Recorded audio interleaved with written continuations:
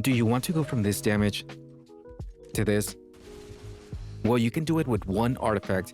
Now that Jaren's been out for a couple days, people are starting to figure out his strengths and his weaknesses. One of those weaknesses or areas where he could use a buff is his blazing shot damage. It's honestly pretty mediocre, as you can't finish off an elite even by putting out 6 marks on him. Now you can spend and get his first talent, which gives you 30% more single target damage, or you can take a loan and get a 6th talent, which gives you an extra mark, or you can just farm for this artifact called Bellicose Veil.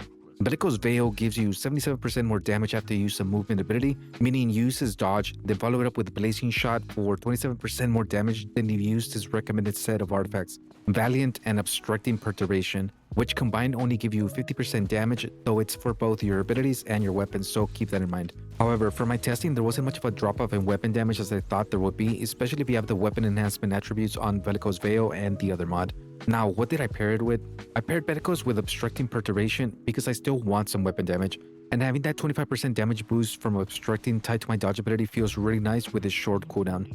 Now, if for whatever reason you want to go full ability damage, then you can use the Rampaging Planetissimo, which gives you 4% ability damage when you deal damage to enemies within 15 meters, and stacks up to 10 for a total of 40% damage. This will make your Blazing Shot into a mini super by simply unloading the last ward into an enemy, using dodge, then Blazing Shot. That's the combo right there. Now this will be a high investment endeavor because you do need 2, but preferably 3 attributes on this artifacts. The 2 that are must-haves are Ability Strength and Signature Boost. Ability Strength boosts your abilities and your super damage, and Signature Boost boosts only your signature abilities. These 2 attributes do stack, so you need them to get the most out of Blazing Shot. The 3rd attribute, which you don't need for Blazing Shot damage, but you should definitely farm for, is Weapon Enhancement. This will help you make up for losing the 25% weapon damage you're trading for the extra 27% Blazing Shot damage you get from using Bellicose Veil. For the last attribute, I would go for Solar Damage, as it would boost all 3 of your weapons, abilities, and your super. That would be my perfect role on a Blazing Shot build. Weapon Enhancement, Ability Strength, Signature Boost, and Solar Damage.